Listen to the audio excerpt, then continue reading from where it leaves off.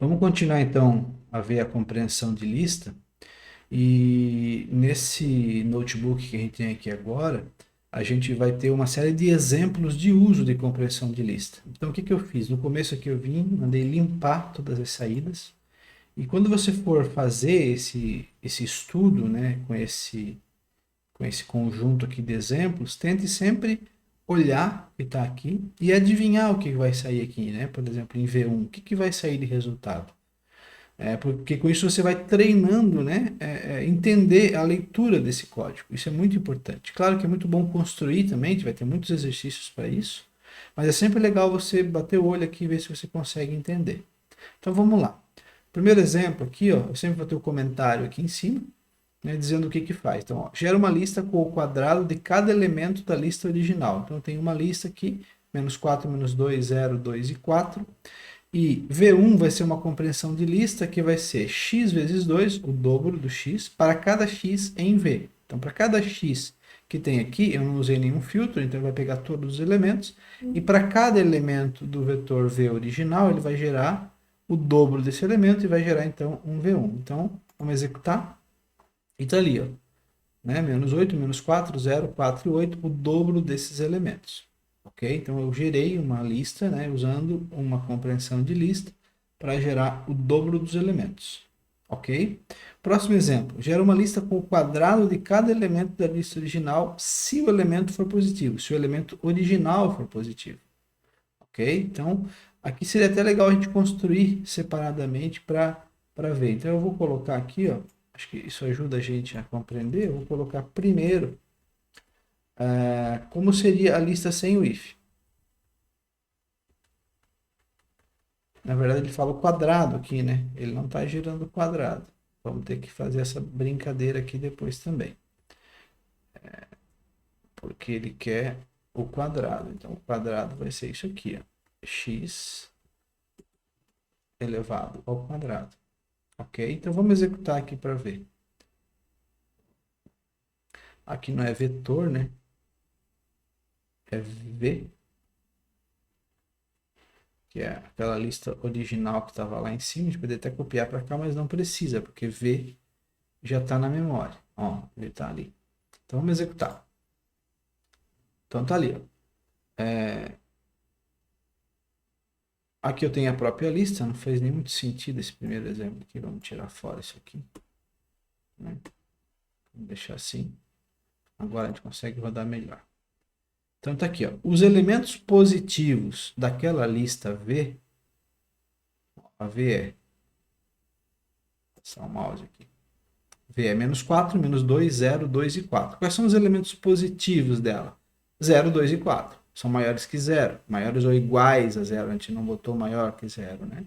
Então ele vai pegar x ao quadrado, quer dizer, o número elevado à segunda potência, né, para cada x no V, se o x lá do V for maior ou igual a 0. Então, está aqui a nossa lista com 0, 4 e 16, que é o quadrado desses elementos. Ok? Eu só fiz assim duas vezes para a gente poder ver quais elementos ele pegou e depois então a gente fez a operação. Ok? Às vezes é legal você ir construindo devagar para entender. Próximo exemplo. Próximo exemplo, eu estou usando a função abs, né, absoluto. Então ele vai pegar o valor sem sinal. Então eu quero o valor sem sinal, aqui de novo é V, né? Sem sinal, ele vai pegar de cada elemento do x e vai jogar no vetor V3. Então ele vai ter um vetor V3 que vai ter 4, 2, 0, 2 e 4. Porque ele despreza o sinal e pega só o valor.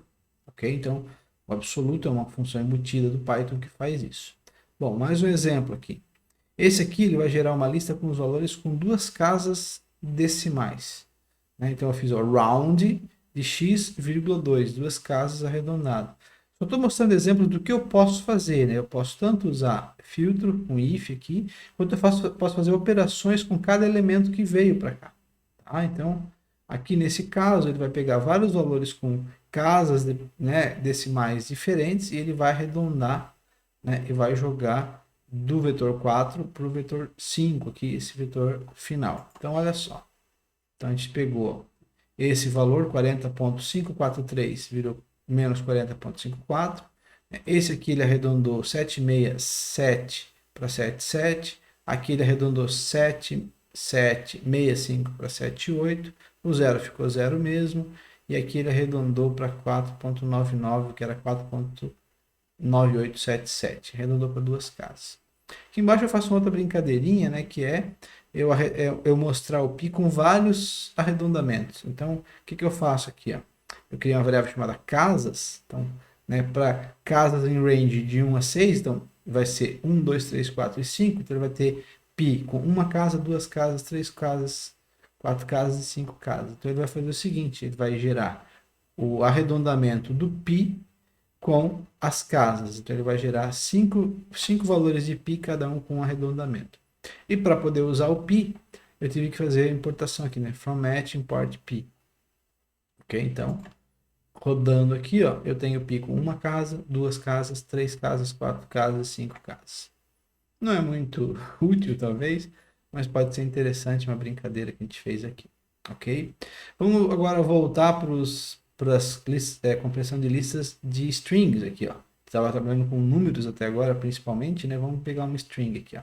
Esse é um exemplo bem interessante, porque eu estou pegando três strings aqui, ó. Guido, Linus e Mark. E dentro eu tenho, ó, espaço aqui na frente, aqui eu tenho vários espaços. Aqui eu tenho espaço e depois símbolo de tabulação, que é um espaço maior e mais espaço. E aqui, ó, eu tenho espaço e eu tenho um símbolo de nova linha. Esses símbolos muitas vezes vêm quando você lê um arquivo texto ou importa dados de algum outro sistema. Então muitas vezes você vai ter lixo, a gente chama, né? Sujeira no começo e no fim das strings. E aí eu tenho um método fácil de limpar, que é usar o strip. O strip remove brancos, sendo que brancos são símbolos de espaço, tabulação, nova linha, coisas desse tipo. Do começo e do fim. Se estiver no meio da string, ele não vai retirar, você vai ter que usar algum outro método, mais braçal. No entanto, para remover esses símbolos ali como está agora, fica muito fácil. Então, ó, o que eu fiz aqui? Ó? Nome.strip for nome em nomes. Então, ele vai gerar uma lista com os nomes limpos, né, dessa lista nomes original. Vamos rodar aqui, ó. A gente vai ver que ele limpou tudo bonitinho. Eu poderia também já jogar em minúscula, poderia já jogar em maiúscula, eu poderia fazer algum outro tipo de ajuste, cortar, né, para no máximo 10 caracteres, 20 caracteres. Isso tudo dá para fazer com slice, dá para fazer com capitalize, lower, né, upper, esses tipo de coisa assim. Então eu poderia acrescentar aqui, ó, atrás, por exemplo, ponto lower, e ele faria, né, ó, já a modificação. Eu quero só as três primeiras. Então você faz aqui 2.3, por exemplo. Um monte de brincadeirinha legal que a gente consegue fazer, né?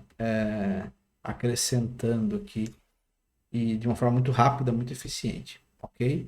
O próximo exemplo é mais ou menos aquilo que eu tinha falado, né? Ele está limpando, fazendo capitalize e pegando só os três primeiros. Então aqui também, ó, eu fiz exemplos diferentes aqui, né? E com espaço antes, espaço depois, mais do que um espaço, ele capitalizou e botou as três primeiras letras, ok?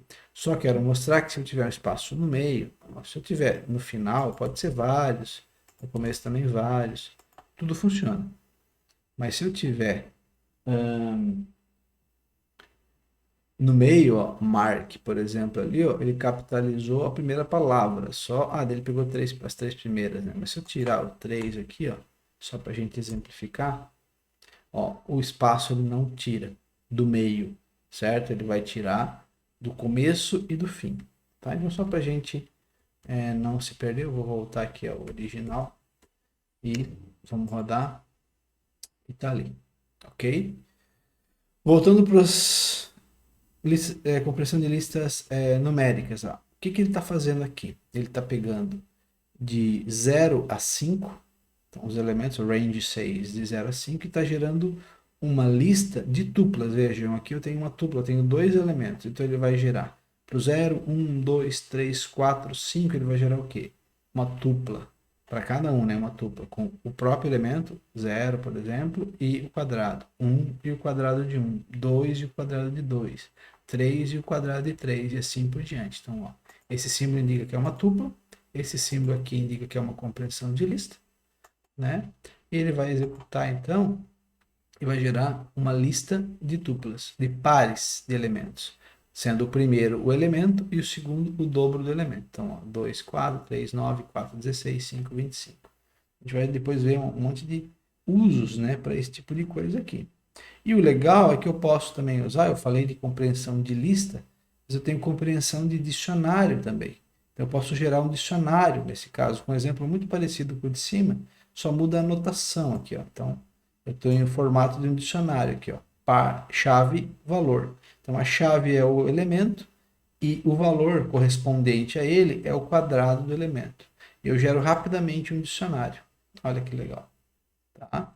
Então, eu procuro no dicionário, tem o valor tal aí? Ah, tem. Daí ele devolve o quadrado do valor. Então, imagina a vantagem disso, né? Um dicionário é muito rápido para a gente poder trabalhar muito mais do que uma lista que tem que percorrer elemento por elemento. Aqui eu dou a chave e ele me devolve o valor na hora, de uma forma muito rápida. Então, eu posso usar também compreensão de dicionário. Tá? Na documentação você vai encontrar bastante informação sobre isso. Vamos lá, mais um. Aqui ó, eu tenho um exemplo bem elegante, né, de fazer o que a gente chama de flat, né, de nivelar. Eu estou pegando uma lista com sublistas e eu vou gerar uma única lista com esses elementos. Eu vou tirar eles dessas listas de dentro. Então, o que eu fiz aqui? Ó? Eu vou querer número para sublista em lista para cada número em sublista. Então, lista está aqui. Então, ó, para cada sublista na lista, então eu gerei a sublista, eu quero cada número nessa sublista. Então, eu desempacoto aqui, né? E eu quero então um número. Sublista e número não existem, só o que existe é a lista. Então, para cada sublista na lista, eu quero cada número naquela sublista, eu quero guardar no número. Então, aqui embaixo estaria o exemplo, ó, se eu quisesse construir com for. E isso é legal porque eu posso, a partir daqui, identificar como é que eu chego aqui em outros casos que eu precisar fazer isso. Então, ó, eu crio uma lista L vazia para cada sublista na lista, vejam, criei sublista agora, para cada número na sublista. Então, se você olhar aqui, ó, é só puxar esse for para o lado de cá e jogar esse número que está aqui dentro do append no começo. E eu tenho essa construção aqui. Percebem? E o símbolo aqui que indica isso aqui. Então, esse símbolo indica o símbolo aqui. Esse primeiro for está aqui. O segundo for está aqui. E o append está aqui representado. Então, assim eu consigo construir e desconstruir, né, entre compressão de lista e for. Ok? Vamos rodar só para ver que dá o mesmo resultado. Está aqui. Ó. Então, dessa lista eu gero isso aqui. Bacana, né? Esse é um exemplo bastante útil, eu diria. E o último exemplo, então. Ah, esse exemplo aqui. O que ele está fazendo aqui? Ah, tá. Não tem nada a ver com isso aqui. Isso aqui é uma brincadeira que eu estava fazendo. Vou explicar já que está aqui, né? Eu recebi um desafio que era quantos sets, quantas vezes o set aparece entre 0 e 100. Então, essa era a pergunta, esses desafios de lógica, né? Eu falei, vou fazer um programinha em Python, daí eu acabei fazendo aqui dentro. Então, já que está aqui, eu vou explicar. O que eu fiz aqui? Eu criei uma string vazia, e para cada i em range de 101, né? Aqui eu não usei compreensão de lista porque eu estou usando string e não lista, tá? Então, de 0 a 100, né? Porque o 101 não vai pegar. Para cada elemento, eu fiz a string dele, eu fiz ele em formato string e adicionei em S. Então, eu fiz uma tripa, né? Uma lista enorme com 0, 1, 2, 3, tá tudo num cara só. E depois eu fiz um count, quantas vezes o set aparece. Vou até dar um print no S aqui, para a gente poder ver o que eu fiz ali. E tá aqui. Então eu gerei isso aqui e eu perguntei quantas vezes o 7 aparece. Está aqui, né? O 7 aparecendo aqui, o 7 aparecendo aqui, o 7 aparecendo aqui. Então ele falou, ó, tem 20 vezes o 7. Então só para a gente... Eu acho que dá para fazer com lista também. Se eu fizer uma lista com os elementos todos, eu acho que eu consigo fazer um count, então talvez eu consiga fazer um list comprehension para isso.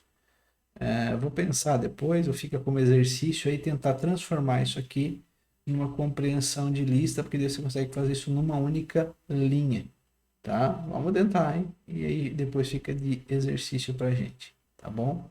Então é isso, tem mais um vídeo ainda, pelo menos, eu vou fazer mais um e depois a gente então se vê no nosso próximo vídeo.